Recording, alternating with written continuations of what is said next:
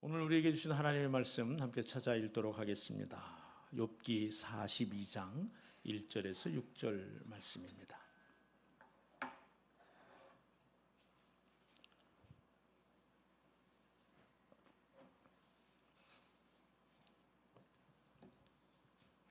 욥기 42장 1절에서 6절 말씀, 제가 읽는 성경은 구약성경 804쪽입니다. 찾으셨으면 다 같이 자리에서 일어나셔서 한 목소리로 받들어 읽습니다. 욥기 42장 1절에서 6절 말씀입니다. 욥이 여호와께 대답하여 이르되 주께서는 못하실 일이 없사오며 무슨 계획이든지 못 이룰 것이 없는 줄 아오니 무지한 말로 이치를 가리킨 자가 누구니이까. 나는 깨닫지도 못한 일을 말하였고 스스로 알 수도 없고 헤아리기도 어려운 일을 말하였나이다. 내가 말하겠사오니 주는 들으시고 내가 주께 묻겠사오니 주여 내게 알게 하옵소서. 내가 주께 대하여 귀로 듣기만 하였사오나 이제는 눈으로 주를 배옵나이다. 그러므로 스스로 거두어 드리고 티끌과 제 가운데서 회개하나이다. 아멘. 자리에 앉아 함께 말씀 나눕니다. 샬롬, 샬롬. 평안하셨지요? 평안을 누리신 것 같습니다. 더러 그러지 못한 분도 계시군요. 요즘에 선택적 정의라고 하는 말들을 많이 하더군요. 어떤 특정한 그룹이나 집단들에게는 정의이지만 다른 사람에게는 그렇지 못한 경우를 선택적 정의, 이렇게 말하는 것 같습니다. 샬롬하고 인사하면서도 저와 여러분 안에 혹 선택적 평안을 누린 것은 아닌가, 그런 생각을 해봅니다. 어떤 그룹이나 집단, 조직은 아니지만 내 안에서 어떤 때는 평안하고 어떤 때는 평안하지 못한 것을 선택적 평안을 누린 것이다, 이런 생각을 해보는 거죠. 내 기대대로 잘 될 때는 누구나 다 평안합니다. 그렇죠? 그런데 그렇지 못할 때, 기대에 어긋날 때는 평안을 누리기가 참 쉽지 않습니다. 내 생각대로 잘 될 때에는 마음이 평안합니다. 내 생각하고는 영 다른 일들이 벌어질 때에 우리의 마음은 쉽사리 요동치고 평안하기 힘들지요. 그냥 흔히 하는 말대로 하면 좋을 때는 참 평안한데 어려울 때는 평안을 누리기가 좀처럼 힘들지 않은 것, 우리들의 현실입니다. 그래서 그런 평안을 누리지 못함이 지속되게 될 경우에는 어느새 그 불안이 원망으로, 불평으로 바뀌게 되기도 하죠. 정말 하나님이 계시긴 한 건가 싶은 생각. 그래서 평안할 때는 나도 모르는 사이에 하나님의 임재를 경험하고 찬양하게 되지만, 평안을 느끼지 못할 때에는 하나님 부재를 경험합니다. 그래서 하나님의 임재와 부재 사이의 긴장과 갈등은 우리 이 땅을 살아가는 성도들의 삶의 주요한 모습인 것 같아요. 저도 그렇습니다. 때로 그렇고, 아니 자주 그렇습니다. 아니 기본적으로 그런 것 같습니다. 기본이 되지 않은 거죠. 참 속상할 때는 내 마음이 내 마음이 아니에요. 하긴 요즘엔 너만 하나님의 선지자냐? 라고 대든다고 해서 땅이 갈라져서 그를 삼킨다거나 나병이 그에게 일어나고 하지 않죠. 모세에게 대든 어떤 사람들처럼 말이죠. 선지자에게 대머리라고 놀린다고 해서 숲에서 곰이 나와 찢어 죽이지도 않습니다. 뭐 그런 일이 일어났으면 좋겠다는 뜻은 절대 아닙니다만, 가끔씩은 참 속 시원한 어떤 일들이 하나님께서 보여주셔서 경험됐으면 좋겠다, 이런 평안을 누리지 못하는 제 마음에 대한 고백, 그것입니다. 그러다가 많은 성도들이 저만 아니라 예수님을 믿고 당연히 평안을 누려야 하는 하나님의 자녀임에도 불구하고, 하나님을 바라고 소망하며 사는데도 불구하고 하나님 나라를 지금 여기서 누리며 살기를 그렇게 원함에도 불구하고 자주 원망이 생기고 어려운 일보다 마음이 더 어려워서 힘든 그 까닭을 하나님 말씀 속에서 찾아 하나님이 친히 해주시는 말씀으로 우리의 삶이 깨달아지고 새로워지고, 그래서 좋은 일 있을 때, 기대대로 될 때, 생각대로 될 때 뿐만 아니라 때로는 기대 같지 않을 때, 생각대로 움직여지지 않을 때, 정말 어렵고 힘든 일이 있을 때에도 하나님의 자녀된 권세를 누리고 살 수 있는 참 평강의 사람으로 살아갈 수 있는 은혜를 사모하게 됐습니다. 그 사모하는 기도 가운데에 먼저 새벽에 우리에게 허락하신 예레미야 말씀이 생각이 났습니다. 여러분, 예레미야 42장 6절 말씀을 함께 읽어보시죠. 함께 읽습니다. 우리가 당신을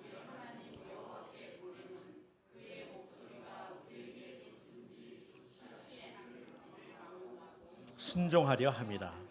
우리가 우리 하나님 여호와의 목소리를 순종하면 우리에게 복이 있으리이다 하니라. 아멘.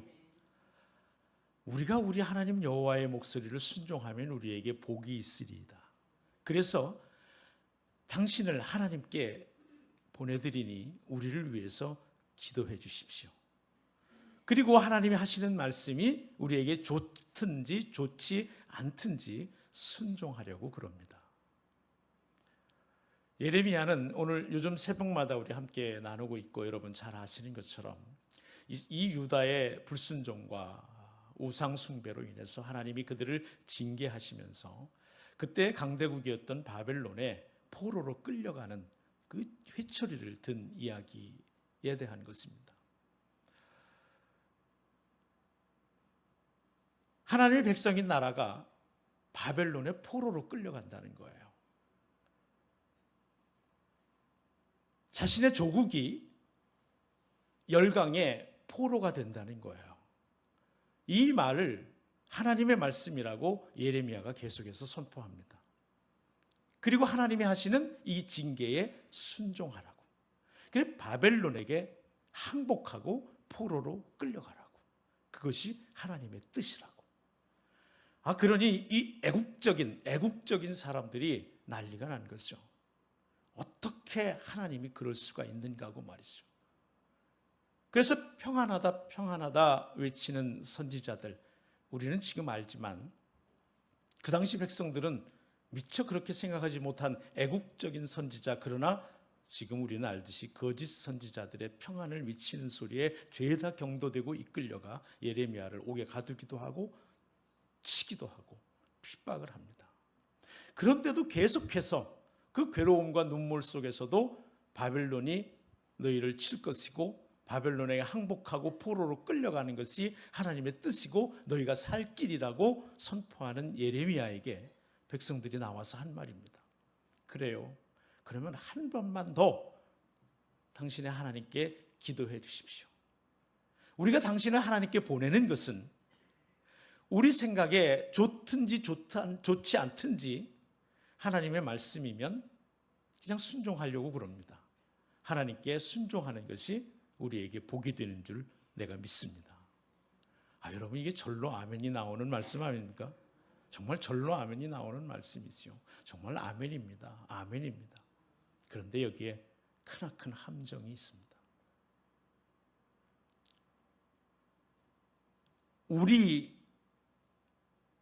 우리에게 좋든지 좋지 않든지를 막론하고, 좋고 나쁜 것은 누가 판단하고 있어요?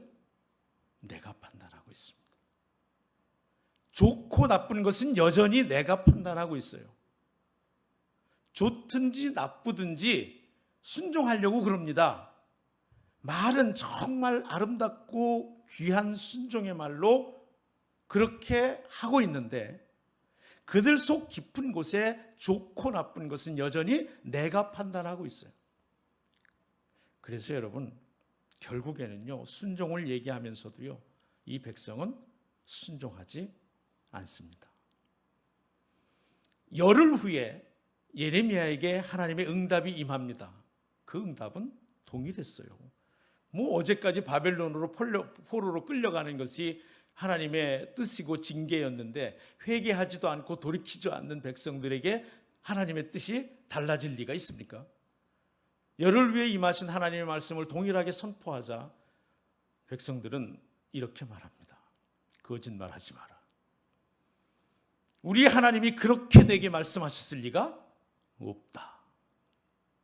좋든지 좋지 않든지 순종하겠다라고 하는 말 속에는 그 판단은 내가 한다는 것이고, 그래서 결국은 어째도 순종하려고 그럽니다. 순종하는 게 복인 줄 압니다라고 말은 했지만 이미 좋지 않으면 순종하지 않기로 한 작정이 그 마음속에 있었습니다.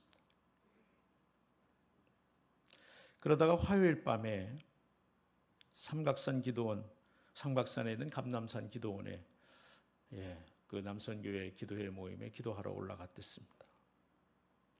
거기서 주신 말씀 가운데에 출애굽기 3장 11절 말씀입니다. 함께 읽어볼까요?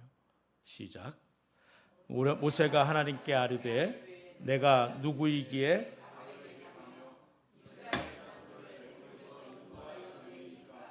아멘. 아멘입니다. 이게 어떤 말씀인지도 잘 아시잖아요. 모세가 이집트의 왕자로 40년을 살면서 동족을 구원할 마음이 생겼댔었습니다. 그러다가 그만 살인사건이 일어나게 되고 탈로가 나면서 미디안 광야로 도망가게 되지요. 그리고 어느덧 40년 동안 그는 자기 양 한 마리 없이 장인 이드로의 양을 치며 늙어가고 있었습니다. 80이 되던 해에 하나님께서 그를 부르시는 장면입니다.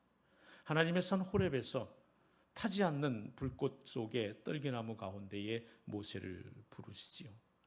그리고 이제 애굽 땅 바로에게 가라. 가서 내 백성을 구원하라. 하나님이 말씀하시고 부르실 때에 모세가 한 말입니다. 모세가 하나님께 아뢰되 내가 누구이기에 바로에게 가며 이스라엘 자손을 애굽에서 인도하여 내리이까. 내가 누구이기에, 내가 누구이기에. 참 겸손함이 절절히 배어 있습니다. 내가 누구이기에. 하나님이 쓰실 만할 때 부르시는 게 이해가 됩니다. 그러나 한편 여기에 함정이 있습니다. 내가 누구이기에. 이 말 속에는 내가 그래도 할 만한 뭔가가 있어야 가는 거지요. 내게 뭔가 그럴듯한 게 있어야 내가 하는 거지요.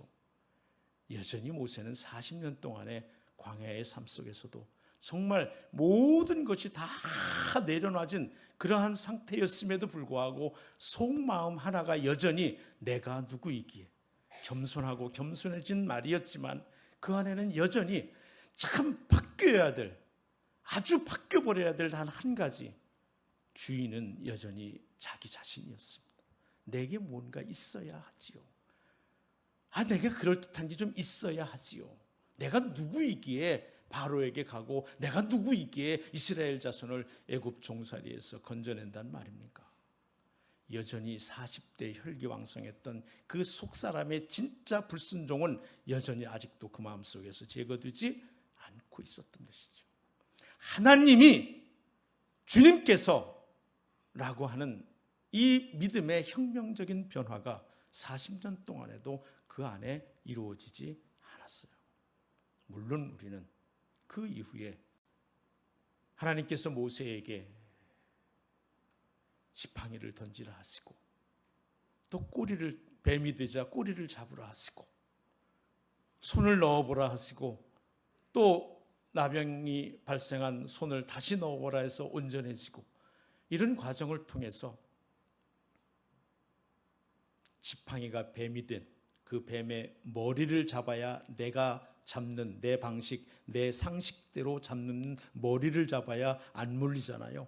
그럼에도 불구하고 꼬리를 잡으라고 하는 말에 아무런 대꾸 없이 순종하자 물리지 않고 다시 지팡이가 되는, 그래서 그가 양을 치던 이 지팡이를 짚고 애굽을 향하여 갈 때 그 지팡이를 출애굽기는 애굽을 향하여 가는 모세의 손에 하나님의 지팡이가 들렸더라, 이렇게 기록하고 있습니다. 여전히 모세 안에는 내가라고 하는 것이 해결되지 않고 있었다는 거죠. 그러면서 오늘 우리가 읽은 욥기 본문으로 주의 마음을 함께 나눌 그런 은혜를 제게 주셨습니다. 우리는 욥을 너무나 잘 압니다. 욥은 동방의 의인이라고 그렇게 기록될 만큼 성경은 그를 흠이 없는 사람으로 우리에게 소개하고 있습니다. 그런데 그는 그렇게 흠이 없는 참 온전한 사람이었지만 세상 누구도 겪지 않는 엄청난 고난과 재난 속에서 고통한 사람이 되고 맙니다. 그 소식을 듣고 세 친구들이 먼 길에서 찾아오지요. 아이들 10명이 한꺼번에 죽고 모든 우양과 재물들을 다 약탈당하거나 다 죽임당하고 집이 무너져 내리고 온몸에 악창이 돋아 깨어진 기와장으로 긁고 앉아있는 욥.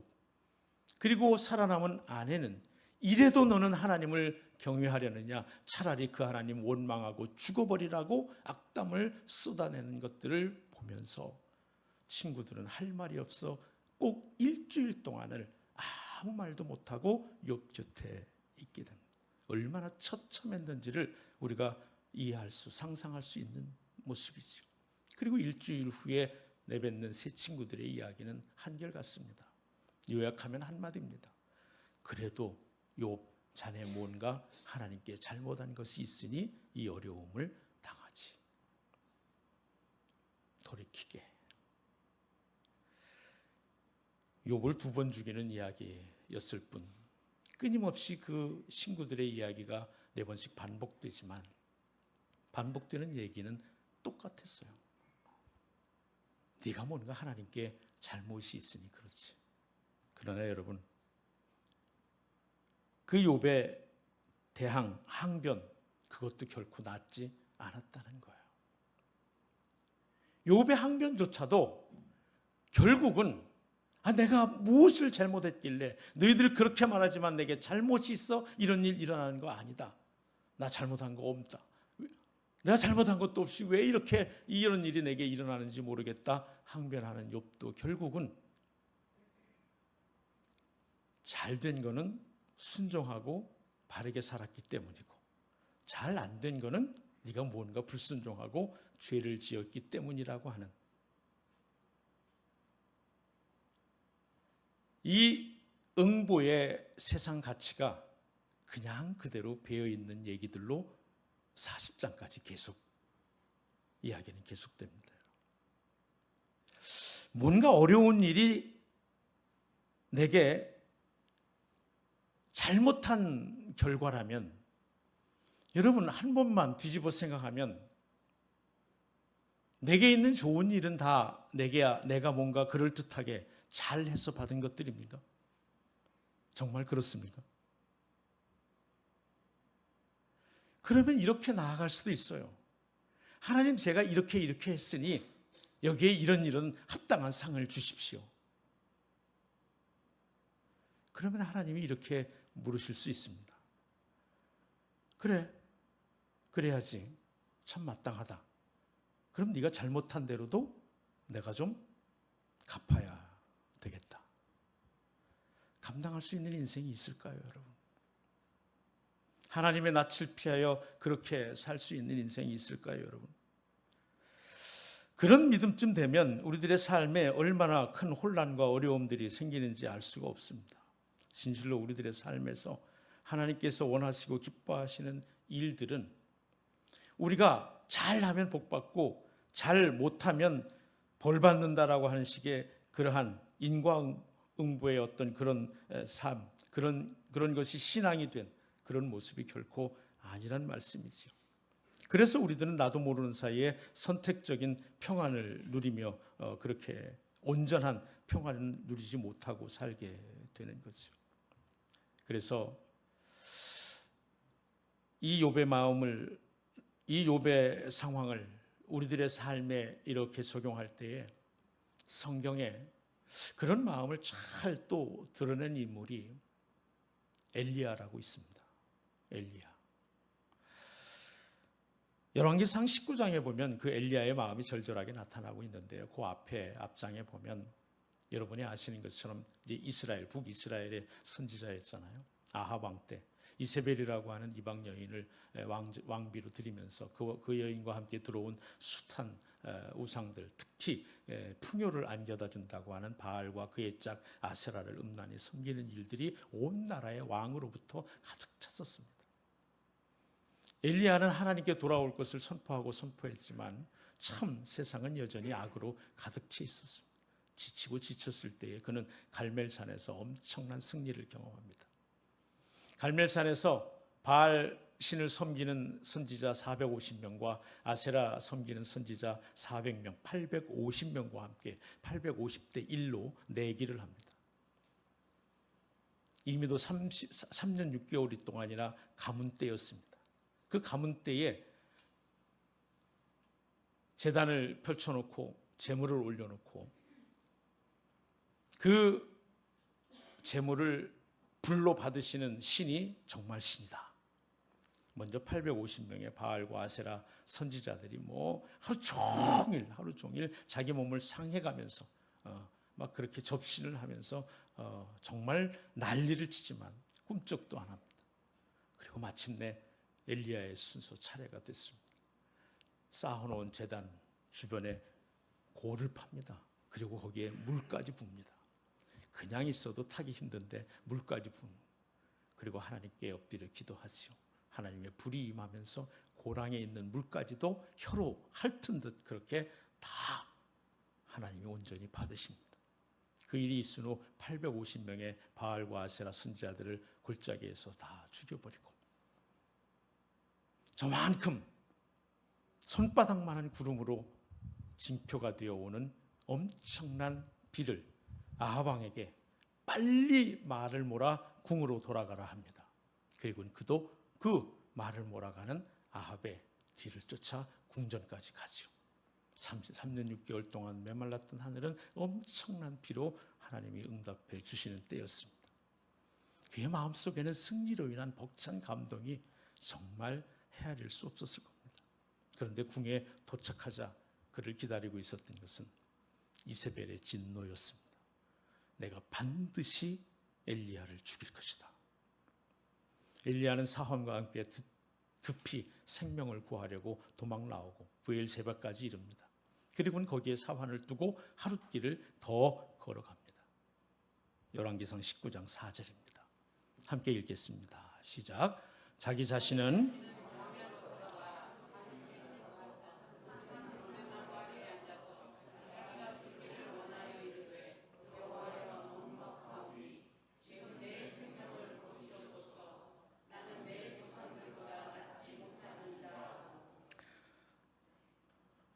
죽여주십시오. 난 이제 죽는 게 낫습니다.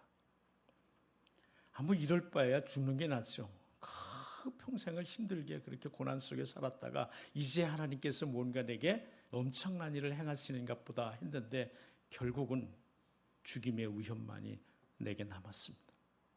죽여주십시오. 죽여주십시오.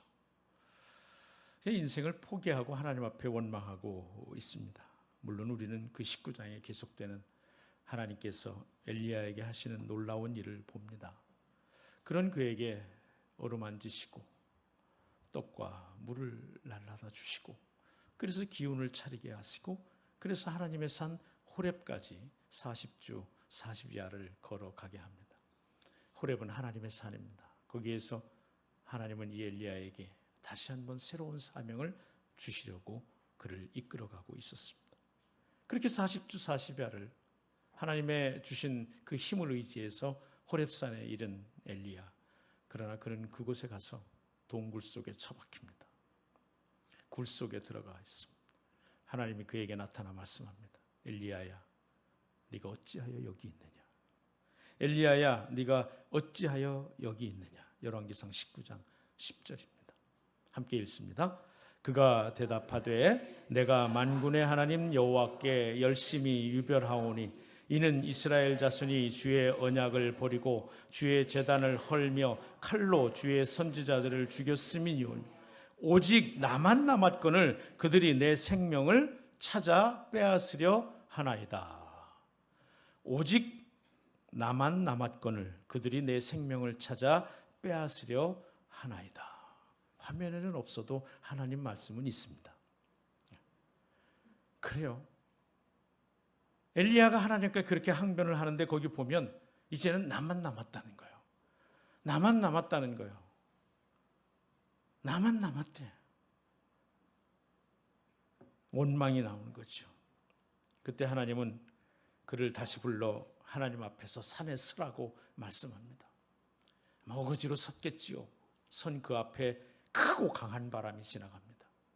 그런 후에는 지진이 지나가면서 모든 걸 뒤집어 엎고 엄청난 불이 사르면서 지나갑니다.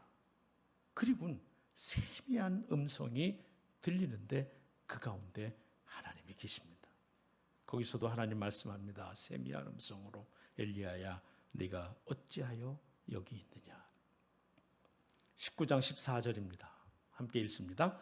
그가 대답하되 내가 만군의 하나님 여호와께 열심히 유별하오니 이는 이스라엘 자손이 주의 언약을 버리고 주의 제단을 헐며 칼로 주의 선지자들을 죽였음이오니 오직 나만 남았거늘 그들이 내 생명을 찾아 빼앗으려 하나이다.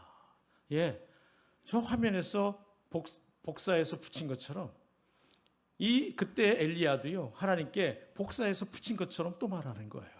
똑같이 말하고 있는 거예요. 똑같이 말하고 나만 남았나이다. 나만 남았나이다. 그런데도 하나님은 아무 말씀도 안 하시고 그에게 새 사명을 주세요.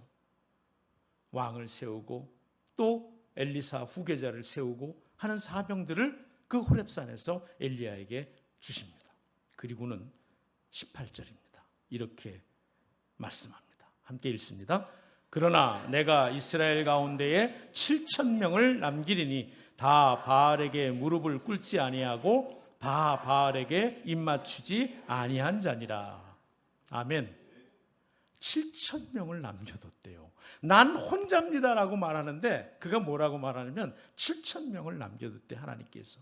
아니 7,000명이 어디 있죠? 7명도 아니고 7,000명인데 엘리야는 봤어요? 못 봤어요? 못 봤어요. 아니 7,000명이나 되는 사람들을 하나님이 남겨두셨다는데 엘리야는 한 명도 보지 못하고 나만 남았다고 말한다고요. 그리고 낙심하고 그리고 죽으면 좋겠다라고 그렇게 말하고 원망합니다. 그런데 여러분 생각해 보세요. 하나님이 남겨두신 7,000명이 누굽니까? 어디 삽니까? 어디 살겠어요? 엘리야와 한 동네 사람이에요. 엘리야가 늘 보던 사람들이에요. 그 사람들 가운데에 하나님의 사람 7,000명이 남아있단 말입니다. 그런데 엘리야는 아무도 못 만나고 자기만 남았다라고 말합니다. 왜 그랬을까요? 왜 안 보였을까요? 왜 하나님이 남겨둔 사람을 안 보였을까요? 엘리야의 눈에는 보이지 않았을까요? 우리는 예레미야에게서 그를 보낸 백성들의 말 속에서 찾습니다. 좋든지 좋지 않든지 누구에게? 내게. 그래서 좋은 것은 참 하나님 좋으신 분이다 순종하고 좋지 않은 것은 이건 아니야 하나님이 그렇게 말씀하실 리 없어 라고 불순종하는. 또 40년 동안이나 광야에서 이드로의 양을 친 그 80이 된 모세에게서 찾습니다. 내가 누구이기에 참 겸손한 말이지만 내게 여전히 무언가 있어야 할 수 있다는 하나님이 주어가 되지 않고 여전히 내가 주어인 삶 속에서 말이죠. 엘리야에게서도 엄청난 사역을 하고 굉장한 승리를 거두었지만 그 엄청난 승리 이후에 최악의 영적 침체를 겪게 된 이유는 한 가지입니다. 여전히 내가 하고 있었기 때문에 그랬던 거죠. 내 기준으로 하나님의 사람은 이러이러해야 돼. 내 생각에는 하나님의 사람은 이러이러해야 돼 라고 하는 눈으로 보니 7,000명은 고사하고 7명도 보이지 않았던 거예요. 자기 자신만 남았다라고 생각을 한 것이죠. 그런데 하나님은 7,000명을 남겨두었다고 말씀하고 계십니다. 다시 욥기로 돌아옵니다. 욥의 극한 고난 가운데 세 친구들의 친구, 우리가 함께 나눈 것처럼 그들은 끊임없이 욥에게 네가 뭔가 하나님께 잘못한 것이 있으니 이런 일을 겪지, 하나님께 회개하라. 그러나 여러분, 그들의 말은 합당치 않다는 것을 욥기 1장이 말하고 있어요. 욥 그는 하나님 앞에 의로운 자였더라 그랬습니다. 그러니 그들의 말은 애초에 합당하지 않은 말이었습니다. 애매히 당하는 고난, 그러다 보니 하나님의 부재를 경험하는 순간, 여기 임재와 부재의 갈등이 있어요. 이게 우리가 겪는 문제 아닙니까? 잘 될 때는 하나님이 계신 것 같아요. 정말 하나님 좋으신 분이다, 하나님 계시다. 그런데 잘 안 될 때는 하나님이 안 계신 것 같아요. 뭔가 내가 잘못해서 하나님이 떠나신 것 같아요. 내 생각대로 생각합니다. 내가 누군가 싫으면 떠날 수 있는 것처럼 하나님도 내가 뭔가 그분께 싫어하는 일을 하니 떠날 수 있다라고 생각하는 겁니다. 그러니 하나님이 내게 지금 함께하고 계시다라고 믿을 수가 없는 것이죠. 그 믿음이 없는 곳에 평안이 있을 수가 없는 것이죠. 그런 눈으로 보니까 동네 사람들 중에 7,000명이 보이지를 않는 거예요. 오늘 보는 욥기가 말씀하는 것은 의인이 받는 애매한 고난, 그런 얘기가 아닙니다. 모든 일의 주권자이신 하나님이 어떤 상황 속에서도 함께하고 계시다라고 하는 말씀이세요. 고난 중에도 하나님은 함께 하십니다.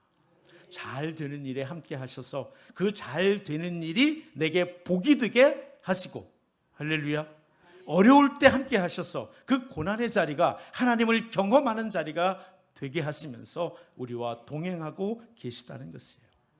그것을 마침내 깨달은 욥이 고백한 말이 오늘 우리가 있는 본문입니다. 다시 한번 읽기를 원합니다. 욥기 42장 1절에서 6절입니다. 욥이 여호와께 대답하여 이르되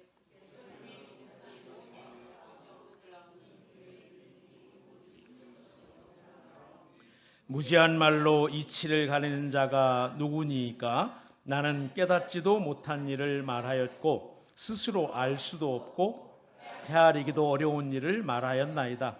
내가 말하겠사오니 주는 들으시고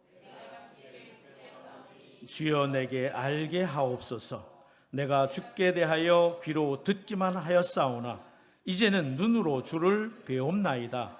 그러므로 내가 스스로 거두어드리고 회개하나이다. 아멘. 2절입니다. 주께서는 못하실 일이 없사오며 무슨 계획이든지 못 이룰 것이 없는 줄 아오니. 하나님이 듣고 싶은 말이었어요. 모든 주권을 하나님께 드리는 것입니다.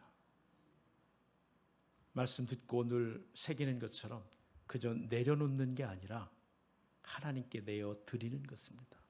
양도하는 거예요.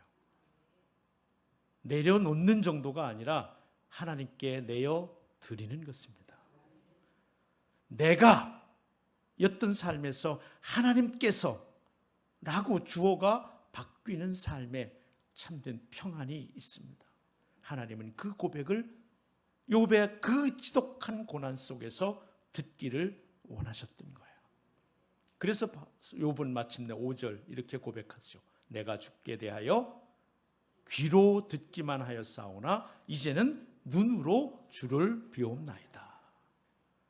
귀로 듣는 하나님, 들어서 알던 하나님, 그 하나님은 그래서 내 기준으로 판단하던 하나님, 내가 좋든지 좋지 않든지 내가 누구이기에 그 일을 하며 귀로 듣던 하나님은 그렇게 내가 판단하는 하나님이었습니다. 그래서 욥에게는 여전히 친구들과 크게 다르지 않은, 알지 못하는 것을 말하고 어리석으며 이치를 어그러지는 말들을 할 수밖에 없었던 것이죠. 그러나 이제는 눈으로 주를 배움나이다. 보는 하나님은 있는 그대로의 하나님, 그분의 실제를 경험하는 것입니다. 그분이 나를 이제는 판단하고 그분이 나를 바라보시고 그분이 나를 이끄십니다. 눈으로 보는 하나님이지요. 그래서 욥은 깨닫는 것이죠. 내가 보지 못했을 뿐 하나님은 그때도 나와 함께 계셨구나. 또 그때도 하나님이 나와 함께 계셨구나. 이제 계신 것처럼 그때도 계셨고 이제도 계시는구나. 그러면 이제 왜냐고는 더 이상 묻지 않아도 됩니다. 우리 인생에서 허튼 질문으로 불안하고 평안을 누리지 못했던 그 지독한 왜냐고 묻는 질문을 더 이상은 하지 않게 되는 은혜가 귀로 듣던 하나님에서 눈으로 보는 하나님을 경험하는 은혜에 이어지는 복인 줄로 믿습니다. 잘 될 때 왜냐고 묻지 않는 것처럼 어려울 때도 왜냐고 묻지 않아도 됩니다. 왜요? 그분은 내가 좋아하는 것이 아니라 내게 좋은 것을 주시는 분이기 때문에 그렇습니다. 그래서 마침내 욥은 6절에 이렇게 고백합니다. 함께 읽습니다. 그러므로 내가 스스로 거두어드리고 티끌과 재 가운데서 회개하나이다. 여러분 본문을 그대로 보면서 좀 보십시오. 그러므로 내가 스스로 거두어드리고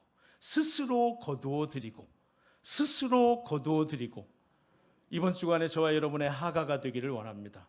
계속해서 이 말씀을 첫 번째로 말씀을 띄워주시고 중얼거릴 수 있길 바랍니다. 내가 스스로 나를 거두어드리고 그 거두어드린 자리에 하나님께서 여호와께서 주께서 주님을 주인으로 온전히 모시고 그 다음 티끌과 재 가운데서 고난의 한복판에서 티끌을 뒤집어 쓰고 원망하며 불평하며 왜냐고 묻던 그 자리에서 이제는 티끌과 재 가운데서 회개하나이다.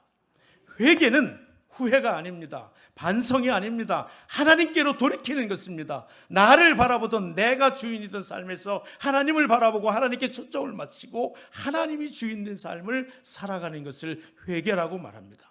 여전히 내 삶은 티끌과 재 가운데 있지만 여기서 나는 하나님을 바라봅니다. 여전히 내 삶은 고난과 힘겨움 속에 있지만 이제는 내가 아니고 그래서 왜냐고 물으면서 원망과 불평으로 평안을 누리지 못하고 살지 않고 티끌과 재 가운데서 하나님을 바라봅니다. 티끌과 재 가운데서 하나님을 바라봅니다. 여전한 어려움과 고통 속에서 언제 끝날지 모르는 긴 어둠의 터널을 지나가는 한복판에서 이제는 더 이상 끝이 어디냐고 묻지 아니하고 내게 왜 이런 일이 생겼느냐고 묻지 아니하고 그 가운데서 하나님을 바라보는 참되게 종말론적인 하나님 나라를 누리는 삶을 살겠습니다. 이것이 욥이 그 지난한 고통, 고난을 겪은 후에 하나님 앞에서 깨닫고 고백하고 선포하는 것입니다. 이제는 내가 내 스스로 거둬들이고 티끌과 재 가운데서 회개하나이다. 우리들의 고백이 되기를 원합니다. 여전히 어렵고 힘든 기도하신 대로 팍팍하고 고단한 삶을 살아가는 여러분들을 축복합니다. 축복할 수 있는 것은 우리의 연약함을 아셔서 감당할 수 있는 시험만을 허락하시고 때때로 감당할 수 없을 때는 피할 길을 여시며 우리의 생각대로 보이지 않는 그분이 언제나 나와 함께하고 계심을 티끌과 재 가운데서도 함께하고 계심을 믿는 믿음을 내게 주시니 내가 이제 티끌과 재 가운데 하나님을 바라보나이다. 우리의 고백이 되고 이 한 주간 살 참된 힘이 되시기를 축복합니다. 때때로 나를 버리지 못해 내 기준을 포기하지 못해 내 눈이 멀어서 그분을 알아보지 못하는 것일 뿐 그분은 내게 가장 가까이 계십니다. 그분은 내 안에 계십니다. 그리고 오늘도 내일도 영원히 항상 함께 하십니다. 전부이신 그분이 우리를 살게 하는 참된 힘인 줄로 믿습니다. 다시 한번 기억하십시오. 티끌과 재 가운데서 회개하나이다. 어려움과 고난의 한복판에서 하나님을 바라보나이다. 우리의 시선을 들어 눈을 들어 주님 바라볼 수 있게 되기를 원합니다. 그때 우리의 모든 삶은 은혜임을 깨닫게 될 줄로 믿습니다. 함께 이 찬양 드리겠습니다.